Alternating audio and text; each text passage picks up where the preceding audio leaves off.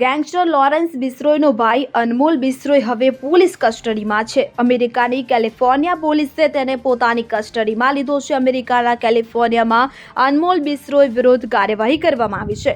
જાણકારી મુજબ national investigation agency એટલે કે NIA અને મહારાષ્ટ્ર પોલીસ સહિતની ભારતીય એજન્સીઓ હવે તેના પ્રત્યાર્પણ અને ધરપકડ પર કામ કરી રહી છે। અનમોલ બિશ્નોઈ સામેની આ કાર્યવાહી એવા સમય થઈ છે કે જ્યારે થોડા દિવસો પહેલા મુંબઈ પોલીસે જેલમાં બંધ ગેંગસ્ટર લોરેન્સના નાના ભાઈ અનમોલ બિશ્નોઈના પ્રત્યાર્પણ માટે પ્રસ્તાવ મૂક્યો હતો।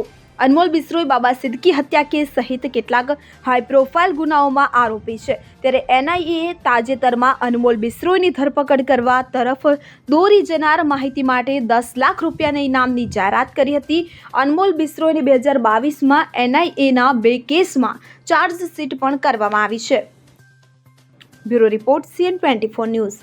હવે જુઓ દેશ દુનિયાની તમામ ખબરો તમારી આંગળીના ટેરવે। ઉઠાવો મોબાઈલ અને Google Play Store પરથી ડાઉનલોડ કરો અમારી CN24 ન્યૂઝ મોબાઈલ એપ।